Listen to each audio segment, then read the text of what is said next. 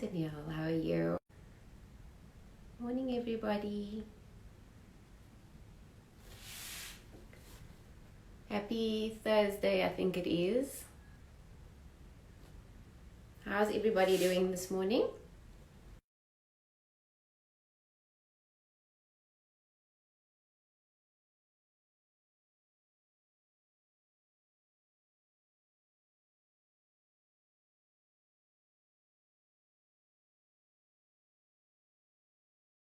Got two little kids of my own, and I'm keen to interview somebody today that's going to guide me through a very important topic. And the topic is about the importance of play. Such an important topic. And I'm going to be speaking to a specialist who's actually just joined. I'm going to invite her and to guide us through the importance of play. I think it's a very important topic, especially now that everybody's cooped up at home. Hi there, doctor.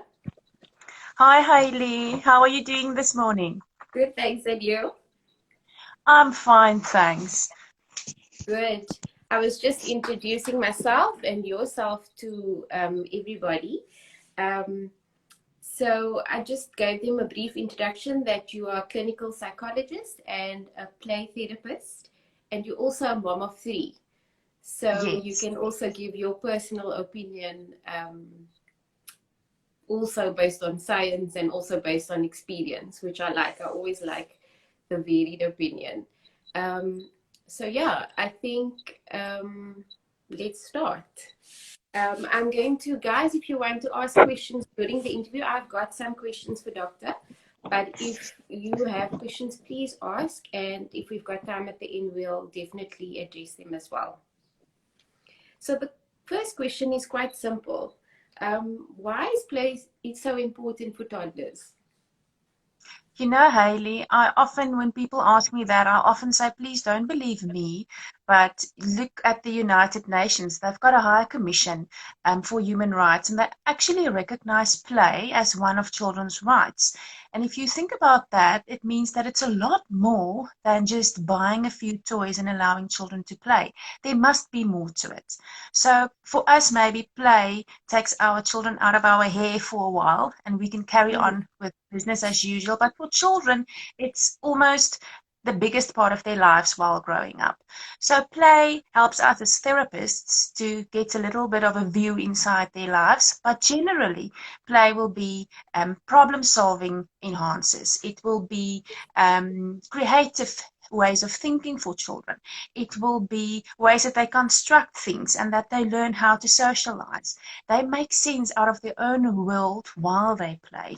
And if we take that away from them, it's like taking language away from adults. If we can't talk, we find it very hard to process anything that happens in our lives. And children use play as a medium for verbal communication when they don't have the words yet, or the understanding, or the know-how of how to talk to people, how they really feel.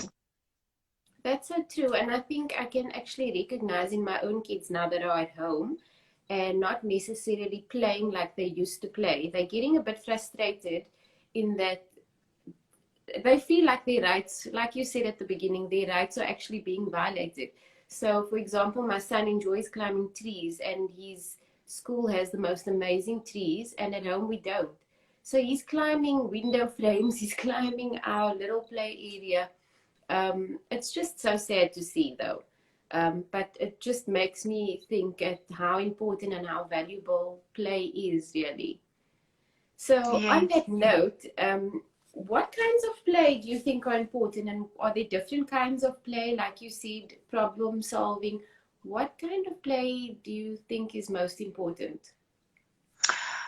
Well, I would not say that there's one specific kind of play that's more important than the other. It's quite amazing that children tend to move around through different phases of play, and they will pick the kind of play, if you would like to call it like that, that suits them at that moment. So I've got a 5-year-old, and exactly like your children, he's missing school. So he's hanging onto my furniture and he's hanging onto my curtains because we don't have enough space for him to get Yeah. rid of excess energy. So for him at this stage, physical play is so important. So we need time for that 6 to 9 in the morning where we can go out, so that he can get outside and he can get on his bicycle. And we also don't have trees, so we need to do things to get him to be allowed to climb. So now he's swinging between the furniture in my lounge just to get some of that action going. So physical play is one kind of play. Then you've got imaginative play, and I often see my 7-year-old daughter do that. So she will be busy in her dollhouse, and there will be people coming and going, and some children will be bathing, and a mum's preparing a supper downstairs in the kitchen. So you'll see imaginative play, you'll see creative play. I've got a 2-year-old, and she's very much into that now. I'll give her a paintbrush and a sheet of brown paper, and she'll spend 10 minutes just doing lines and strokes and circles. So pretend play, creative play, physical play, imaginative play, social play. There's so many different forms of play. And whether one's more important than the other, I'm not sure. Whether we need all of that in our children's lives, for sure. And your child will give you the lead as to which one they prefer at that stage. That's so true. I can see it with my two as well. And also I can see that sometimes they prefer to play together and other times they want to be on their own. So for example, when my daughter will just go into a room and play with the dolls and she'll say no boys allowed, she'll put the sign up. So it's like they know, their brain is telling them, like my son always says, my brain is telling me to do this.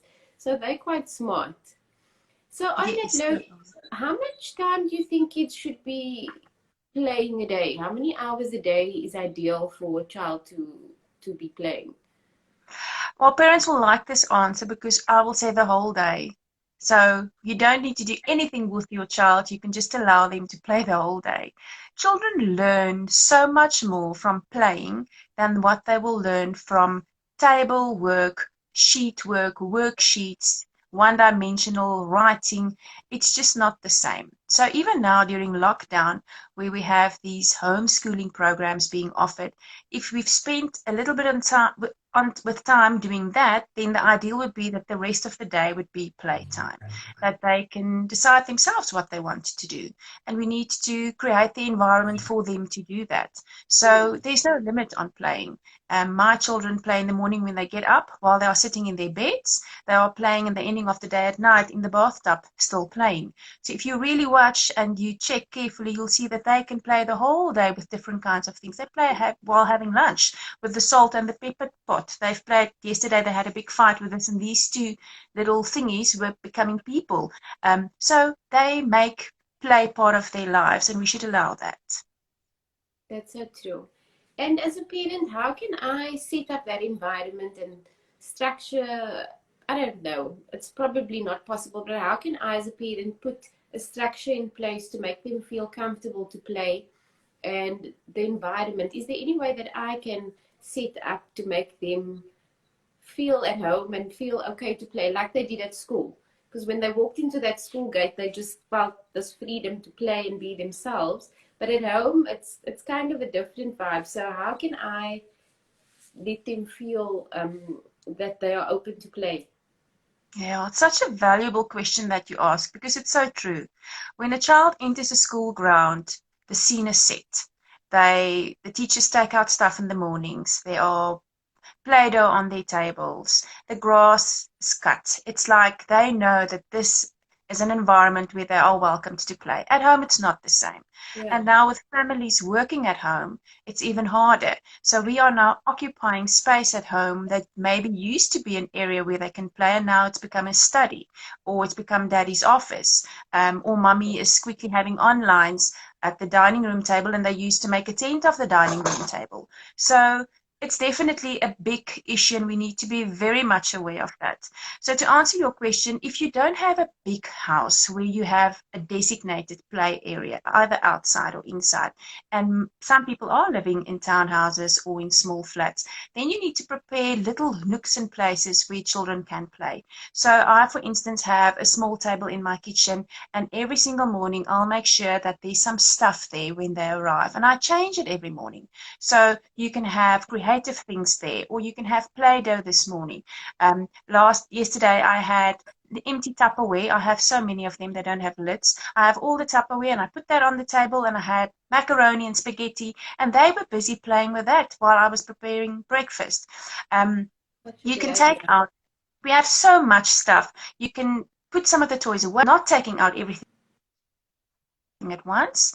So what we often do, we would encourage parents also to make sure that you have 4 or 5 boxes of toys and you keep on changing them. And then you open your tupper every single day. Monday, I've got a Monday tupper. Tuesday, I've got a Tuesday one. And I take out what's there and I placed it very strategically in places in my house.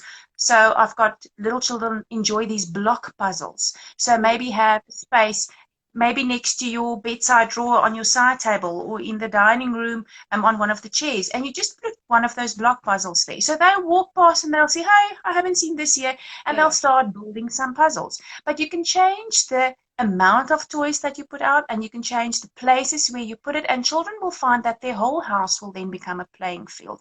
And it gives you a bit of time to do what you need to do, but it's mm-hmm. a welcome atmosphere for them as well. Otherwise, we fall into the trap where we always send them back to their rooms. Please go and play now. You've got so much toys in your room. Go there. Go and find something to play. That's so They true. always want to be there. And Yeah, their rooms should be their haven, then becomes a place where they feel they are placed in solitary and they should stay there and play. We almost kill the spirit of playing, and that's not yeah. ideal. That's such a good idea because, like you said, with working from home, me and my husband are working from home now. So the kitchen's become an office, their playroom has become an office, our living room has become a meeting room. So it's been hard for them, and you don't actually realize that used to be their play area, but now they're sort of confined to the room. So I really like the idea of setting up little areas in different parts of the house. That's an excellent idea. I'm definitely going to do that. Are there any specific games that we could do as a family to encourage play? So, for example, we work all day. Is there something we can maybe do at the end of the day with the kids, or lunch times, or anything that just sort of makes them feel like mom and dad are also involved? Yeah, Hayley, I think it also is something that you need to think about when looking at your own personality or temperament. Because to give a whole list of possible games, some parents will say, "Yeah, I will enjoy doing that," and then Hmm, others will say, "No, it's not not for my me. thing." Yeah, so I suggest that parents look at the different kinds of play. So, like physical play and creative play, and imaginative play and creative play. And maybe you are a mum that don't mind getting outside and climbing the tree or Mm, sitting in the swing with your child. And then that's what I would encourage you to do. Do what you feel fits your temperament and your lifestyle and what you would enjoy at that stage. Don't force yourself to do something just because you were told to play with your child. yeah. Maybe you are a dad and you are really very creative and you like sitting down with your 4-year-old and also do some painting on a piece of paper. And then that's what I would encourage. Um, Mm, Constructive play. Maybe you are really tired or you are really stressed and it's the end of the day. And just lying down next to your toddler while they are busy constructing something with Dublo, maybe that's play. So one should also understand that play can be me just being available for my child, being there true. with them where they can see me, and I can even page through a magazine and make random comments while they are Mm, busy playing. Play can be me getting involved and initiating it and actually participating. And again, children's moods will direct us in what direction we should go. So I've had a time where I felt very guilty. I didn't spend enough time with my child, with my daughter specifically. And I thought today is the day that I'm going to play dollhouse with her. And I put everything ready and I had all the Barbies out and I was thinking maybe I should create a scene where the daddy goes to work and the mummy needs to feed the children.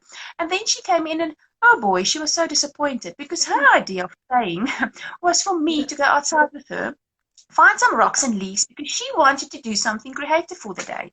So also remember that we shouldn't always structure it for them. yeah. Sometimes we should allow for them to take the lead, and that's often the best advice that one can give, to take for them to take the lead and we just follow. They feel that we are really understanding them and that we are listening to them. Yeah. It reminds me of, it's actually a bit sad, but an uncle of mine passed away a couple of years ago, and at the funeral, it always stuck with me.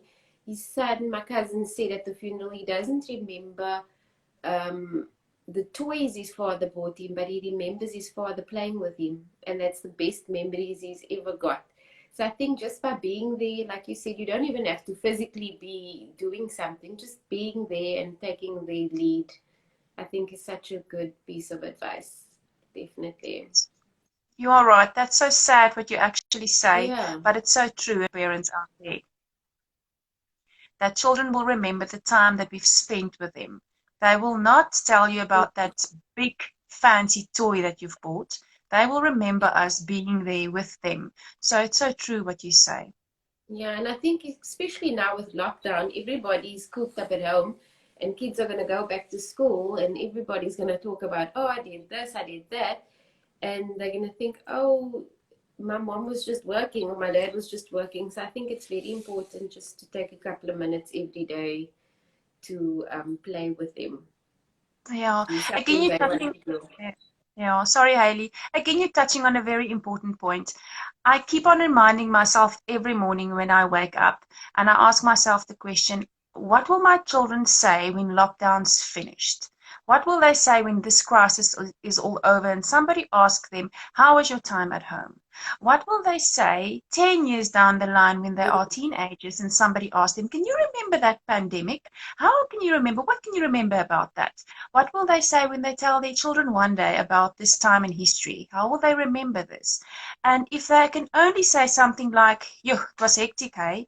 You know, my mom was sitting at her table or at her desk the whole day, and she was shouting at us, telling us to shh because she's busy with an online. And my dad was stressed because we were not sure about our income at the end of the day.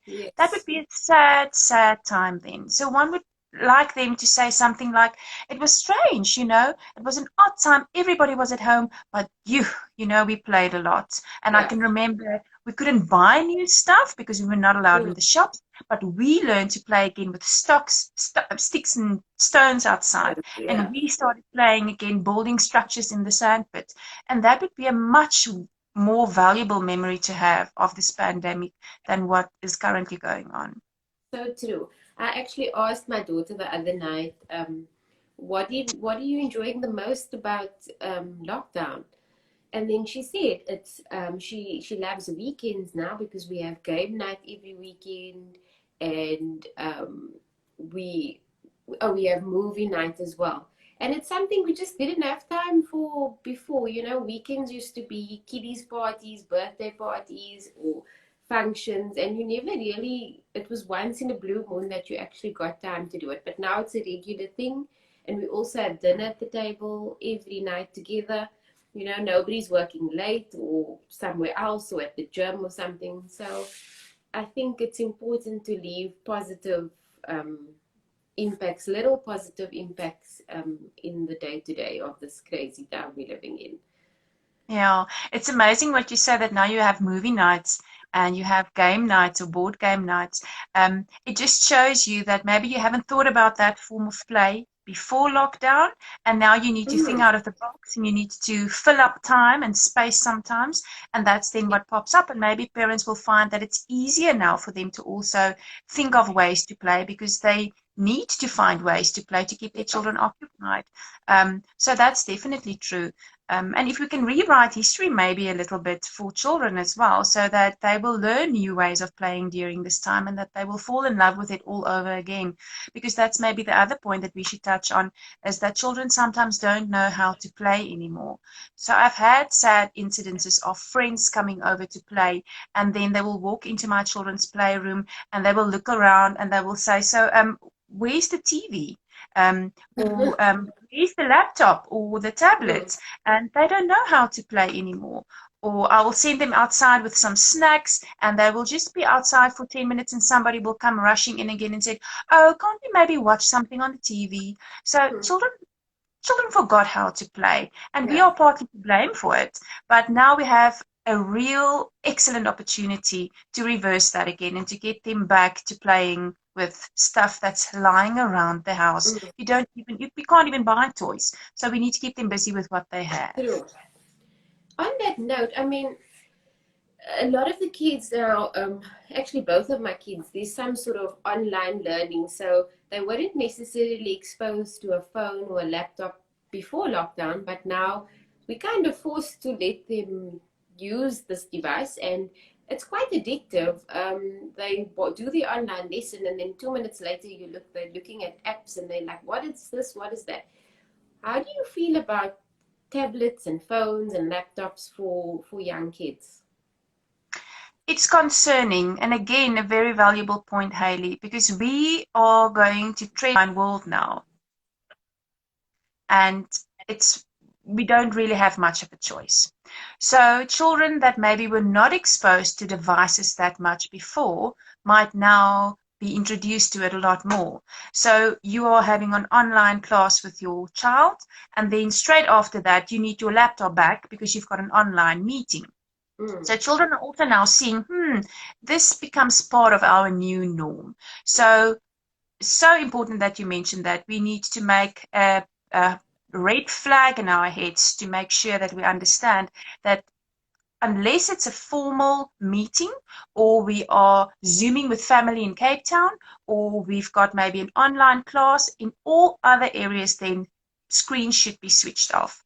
Otherwise, it's going to take over our lives. So for necessity purposes, we need to know that this is part of our new norm now, but any other times than that, we should switch it off. You know, there are some apps that one can download. I'm not sure what the name is, but where you can actually count the amount of hours that you are on your phone. It actually shows you how many times you unlock your phone, or how many times do you quickly browse Facebook, or how many times you are on Instagram. And it's shocking. So, Mm. to download that may be very valuable so that you can actually see how much time in the day you spend occupied on a screen, and then to try and decrease that. So even though it becomes part of our new norm now, and we need that for some form of social connectedness, and that's also important for our Mm. mental health, we need to be just very sure that there's a balance in it, that it does not become children walking from the one screen to the next the Mm. whole day, because that will be detrimental, not to their cognitive health, but also to their mental health. Yeah. It's difficult, especially for my son's school that he's at a Montessori school, and they recommend no devices up until the age of 7 or something like that. So they've had to adapt to teaching kids online now, and it was extremely hard for them, but they need Yeah. to keep the connection there. So to find a balance. So it's working for them. They've made little videos, very, very short clips, just saying good morning, and this is what I'd like you to do today with your mom. Simple things, like cleaning your indoor plants, and very quick screen time, but the activity will actually take the child a little bit more time. So as to limit it, as opposed to a whole 30-minute lesson where they're now in front of the screen and they're either present or they're not, or they're distracted with the actual device, which I've noticed. So we're trying to find the balance, but it is hard. And the fact that they never had a device before, and now they, for example, I've given the phone for a Zoom call, for example, and then quickly there'll be a run after the lesson with the phone, and I have to keep going back and say, it's still my phone, you are just using it for your lessons. So it's very hard. It's really a struggle. And I'm Yeah. sure parents that are working now might find it as a help or a babysitter. It's easy to fall into that trap, but it's so dangerous. It really is. Yeah. You know, we do use it for babysitting. And I want to also put that in perspective. Sometimes we need to just keep ourselves from growing mad. And I don't want to create any guilt for parents. We really do the best that we can at the moment and with the circumstances. So again, maybe if one can calculate the amounts in your head about how much screen time my child has had over the week, and then make sure that in the whole week, the average is not that much. So maybe one evening you are really bone tired and you can't even play with them, to then switch on the television and allow them for half an hour of watching a program that you've supervised maybe before, or putting in a DVD. That should not make you feel guilty.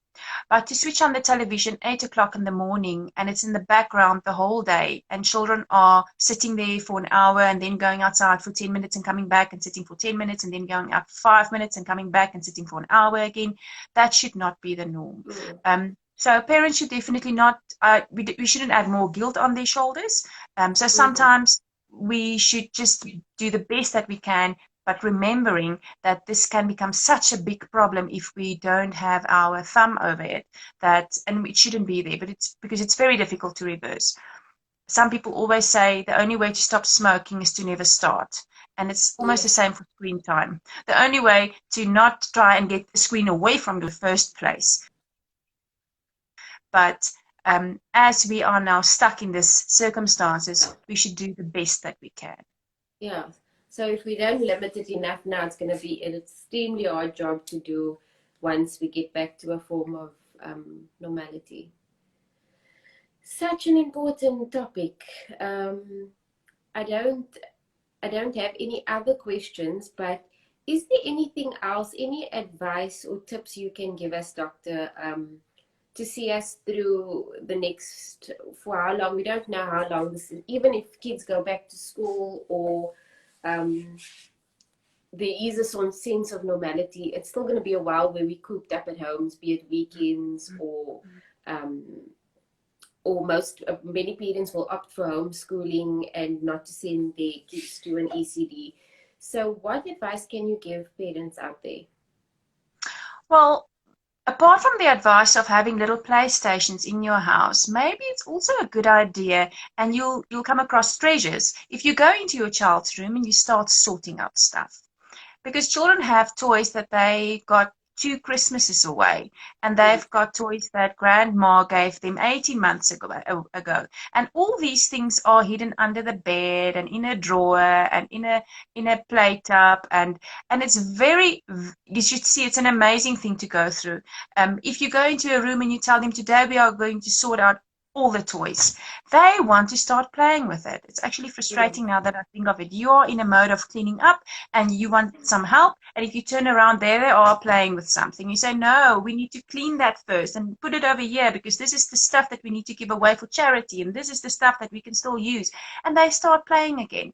So my advice is, maybe if you feel that your children are kind of stuck and they don't want to play with the stuff anymore, and you get comments such as, but I'm bored, I don't have anything to play with anymore, to take a Saturday morning and put on your gloves and get your sanitizer and say, today we are going to clean everything, and then try and sort it in some way. So when I first mentioned having a Monday, Tuesday, Thursday, having all these tuppers, maybe also decide the playroom should have a creative side to it. There you can do some drawing. And over here we're putting all the dolls. And there are all the cars and the trucks and the train sets. And over here we've got all the soft toys. Because the moment that you start organizing things, you'll find that children will walk into a room and they find a whole world of play opening up again. They find toys that they've forgotten about long ago. So that's one suggestion that I have, to get them back into their playrooms to start playing again.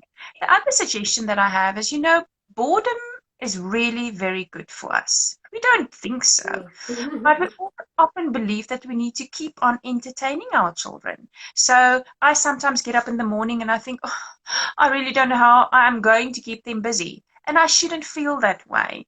Because out of boredom comes creativity, and out of creativity comes problem solving and new ideas. So it's often good to tell your child, if she comes around the corner and she says, Mom, I don't know what to do. Can you please print out this for me? Or can I please look at that? And because that's what they do, they keep me busy to keep them busy. Then it's always good to say, you know what, for the next half an hour, we really don't have anything on our schedule to do. You need to find something for yourself to do. And you'll find that children that are not used to that will really battle. They will come back and forth out of their rooms not knowing what to do. But if you continue doing that for a couple of days, you will see that they will come up with the most amazing ways of keeping themselves busy. So boredom is not a bad thing. You should not feel guilty if you don't have ways to entertain your children the whole day. It's not supposed to make you feel guilty. So that's my another tip of advice. Sorting things out, making sure that boredom is part of what's happening in your life, and that's fine. And then really pat yourself on the shoulder. We thought that lockdown would have been 3 weeks, and I can remember when it was first announced, I thought, oh, I can sort out lots of things and we can do this and this will be fun. And then it changed and it's 2 more weeks, and now we are in level 4 and we're not really sure how things are going to turn out and how long it will be. I really want to let parents know that the stuff that I see, even in my own practice, from people phoning and people telling me how things are going and having online consultations, parents are really trying their best. So don't be so hard on yourself. It changes the atmosphere in your household if you are very hard on yourself, and it makes children sense that, and it dampens their spirit of playing. So I brought this with feel very, very very happy, and I feel very concerned about what's going on. And then I put this on my head, and I exit my bedroom, and my children will look at me, and you'll see that some of them will think, Mom, you are losing the plot. Something is definitely not right anymore.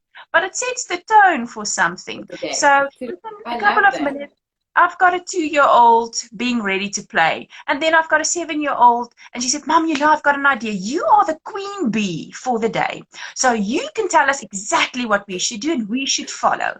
And then it gives me a few ideas, and I'll boss them around, and things get done. So if you're not in the mood sometimes to play, then fake it until you make it. So go into your children's room and pick something and dress for the occasion, and you will start becoming more of a playful spirit, and that's sometimes what they definitely need. Yeah, I love that idea. My husband does that quite often.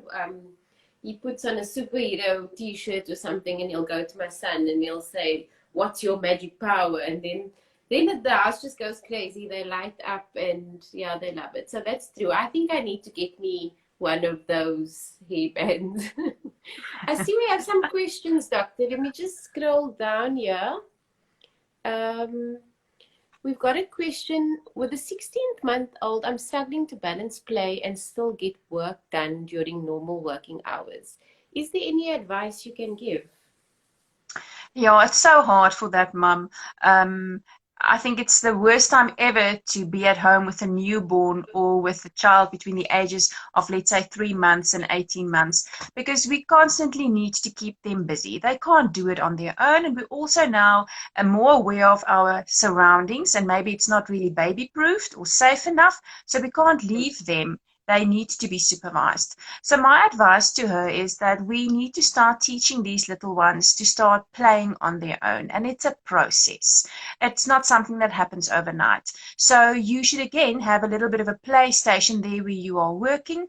And for children that age, we often recommend floor time as much as possible, not in chairs watching stuff, watching television programs on the floor. And then to first start off, putting some toys there, and sit down and play with your child, only for a minute or two. Show them how you put blocks on top of each other, or show them how you put forms inside a form sorter, or show them how you scribble on a piece of paper, and then slowly move away. So you're creating a bit of physical distance, and you're sitting a few steps away on the couch maybe, and you're just observing and making comments about what's happening. And then maybe the next day you do it again, but this time you're also putting some mental distance between you and her. So now I'm moving away physically, and I may be paging through a magazine, or I am maybe on the phone having a conversation with somebody. But the more children start realizing that my mum does not dump me and then leave, because that's why they often stop playing. You get them engaged in something, and then when they look up, gone you are. And that's why they don't want to stay there. The more they realize that I can safely play here while she's busy, makes it more probable that it will continue growing. This mum needs to remember, and I just need to put things in perspective. Children younger than 2 years rarely can play on their own for longer than 15 minutes. Our meetings are an hour long on Zoom. So you need to then know that if a child can maybe only play on their own for about 15 minutes, I would need to have 4 things ready, because every 15 minutes I need to change it while I'm busy on my hour Zoom meeting. So then plan ahead. The night before, I'll take out a tupper full of Play-Doh, and I've got a tupper with little dolls, and I've got a tupper full of blocks, and you take out 4 different kinds of play activities, and you keep on swapping them every 15 minutes so that she does not get bored, and obviously that she can learn that it's fine for her to stay there and play while you are busy. But Yeah. but the bottom line to this is it's very difficult. It's a process of learning how to play. It will not come naturally. And obviously we cannot leave them on their own. It should be a baby-proofed area. Definitely. I think that's so important. Some kids are more attached than others. Um, so some kids are quite fine to be independent, whereas others, I mean, my son was so clingy, he didn't even want to look at anybody else. So it was extremely hard when he was a toddler. But thankfully, he's grown out of that now. But I know how difficult it could be. I mean, I couldn't imagine having him at that age now during lockdown. It would be extremely difficult to get done. So I think those are really, really good tips. Thank you, doctor. Here's another question. Asking, do you have any resources we can use to find playtime ideas of toddlers under 2? Oh, Hayley, you've braked up there. Can you just repeat that? Do I have any resources for? Or to find playtime ideas of toddlers under 2? Oh, you know what's a very valuable book to read on that? Or even you can download the app. There's the Wonder Weeks app, and I think sometimes mums are aware of that. It gives you, you slot in your child's birth date or the estimated birth date, and it works out where this baby, from the age of birth up until the age of about 20, 24 months, so around about the age of 2, how they go through 10 neurodevelopmental leaps. And it's a well-researched concept. And what this app does, or if you read the book, I think it's available online as well, it distinguishes between these phases throughout this little one's development where the brain develops in a certain way, and then it gives you a list of toys that will complement that, and it makes it easy. So if I've got a 6-month-old, it will say these are the neurodevelopmental leaps that my 6-month-old is going through, and these would be the best toys that I should have around that will not only complement that neurodevelopmental progress, but my child will most probably also be very much interested in this. And that's a great idea for mums then, that you don't need to buy a lot of things and you don't need to Pinterest so much. If you have that app on your phone, you have a list of toys, you source them, and those would be the things that you keep handy and close. If you go into a school and they are, and there's a baby class for babies up until the age of 2, you'll see that they've got about, more or less, they've got some toys available, but they've got lots of playtime outside, and they've got lots of free play. And maybe that's another tip for these mums with children younger than 2 years old, is that we don't need to prep so much. We can just open a cupboard door in the kitchen, and they will keep themselves busy. You need to Yeah, clean that up Tupperware afterwards. cupboard. That Yes. Tupperware cupboard is quite a popular one for Yeah. toddlers. I've opened up my cupboard door without realizing the other day, and I didn't close it. It's got a latch, and all my shoes are in that specific cupboard. And my 2-year-old just disappeared, and I was quite anxious at some stage, rushing around the house trying to find her. And there she was, playing all by her lonesome self, and she's not used to play on her by herself that much with my shoes. So sometimes we don't need to Google that much or find resources. It's all available in our house. You can give them a big bucket and you can put in some baby bath soap, and you can use your electrical mixer, and it creates foam like egg white. You can really mix it so that it's big, and you can hide toys in there, and it will keep them busy for hours. Finger paint is a nice idea. You can Google safe finger paint recipes, and put stuff from outside in a bucket. Branches, little twigs, leaves, and a small tub of finger paint, and they will be busy with that for half an hour. So we don't need that much Googling, and we don't need that. You don't need to be a play therapist to do that. You can keep them occupied with things in and around your house. Safe things, obviously. Yeah. I just see here's another question, and I think you've just answered it. It's asking advice on the balance between free play and structured play. So I think that basically summed up, you don't need to have certain toys and certain structures. It's in your home. It's just make use of what you've actually got. Yeah. And I get that question a lot, Hayley. Structured play versus free play. And I often tend to lean towards free play a lot more than structured play. Free play really does wonders for a child cognitively. It boosts their self-esteem. It makes them become more creative. They really become great problem solvers, and they feel that they can communicate. So if you can remember, way in the beginning of our conversation, I told you play is a language for a child. And if I constantly structure play, it's almost as if I constantly tell you how you should think, or how you should speak, or how you should talk about your feelings. And if I leave it up to free play, children can do it and they can express their feelings via play. So if a parent really wants to know how to balance this, I would say about 70% of free play and only about 30% of structured play. And then my structured play, I will also divide, and I will say you can divide it like what I've mentioned in the beginning, playstations in your house. So it's almost semi-structured. I've decided what I put on the table, or I've chosen the block puzzle that I put on the chair, and that's semi-structured. And then structured, which is formally structured, where I will say, oh, let's build this design, or come and sit with me. We are going to really paint a fireman, and I want for you to paint the hat red, and I want for you to put these little buttons and put it with glue, and that's very structured. So, and that's only a small part of play. So it's important to really, let me just switch that off, somebody's phoning me. It's important to really make sure that free play should be more than 70% of play, because it's their language, and we should allow them to speak their language. Thank you. That's very useful. Let's see. I think we've got time for one or two more questions. Let's see. Okay. Can we do music dance with the TV? If yes, how long do you suggest we do that for? Oh, yes, for sure. Lolos is one big favorite in our house. And you actually get your child off the couch and get them active. So if we look very critically at why screen time is not so great for our children, it's because they are sitting, they're becoming passive, and they are watching. So we know that there's some ocular motility. The eyes are not really moving as it should. The processing in the auditory centers of the brain is really not getting kickstart. So if we can put on music and dance on the TV, it would be wonderful. And if parents can get involved in it, it will be even better. And then regarding how much or how long, I would not suggest anything more than 30 to about 45 minutes, because that's usually also how long workouts are for some people. Yeah.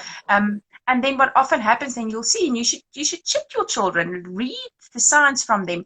If they are dancing after 30 minutes, well, maybe we'll take it to 45 minutes. But if you start seeing them dropping out, and now somebody starts lying on the couch and watching Lolos, and she's not really dancing anymore, then that should cue you that this is enough.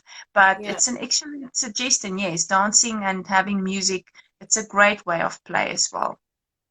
There's something on YouTube called Cosmic Yoga. So it's a story, but you're learning the yoga moves as well. So the story keeps the concentration, but they're also working out at the same time. And it's short 20-minute stories. So they think they're getting screen time, but technically they're actually exercising. I think that's a good balance as well. And it's a nice, we like it during lunch breaks, just away from the desk, everybody away from their schooling. We just do that little activity together. So I don't really count that as screen time. It's more I would also not count it as screen time. It keeps everybody involved. So it's almost a family thing as well. So I like that idea. And 20 minutes, really, you're not going to do your child any harm doing that at all. And it gets them active again. And also it's true what you say, they need to concentrate a little bit. So they need to see how somebody is moving their body, and they need to adapt, and they need to copy. So there's lots of memory and muscle memory in the brain, and integration of the brain and the muscles taking place. So that's a wonderful thing. You might have even, the way that you've been doing it, might have even seen some progress starting in the beginning of lockdown, and your children not being able to move their bodies that way. And now, weeks later, they can actually do a tree pose, or they can actually do some of these moves. So it's definitely also a wonderful idea. Okay. Thank you so much, Doctor. I found this so valuable. I'm actually going to, before I get back into the house, I'm sitting in our little separate entrance. I'm going to put on a nice funny hairband if I can find one in my bedroom. I think it's such a good idea. Life is a bit tense for everybody at the moment, and that, I think kids can feel that so quickly. So I think that will just set the tone for them to know everything's okay. Mom and dad is still here. They still love me. Um, so thank you. That's probably the best takeaway for me, that we just need to fake it till we make it for them sometimes, because we are their everything, and they depend on us so much. So thank you so much, doctor. And It's my pleasure, Hayley. thank you to everybody for tuning in and for the questions. Thank you so much. This video will be available on the Mama Magic Instagram feed. So if anybody didn't get the chance to tune in, they will be able to watch it at the later stage. Thank you so much, doctor. Thank you, Hayley. Enjoy your day. You Bye. too. Bye.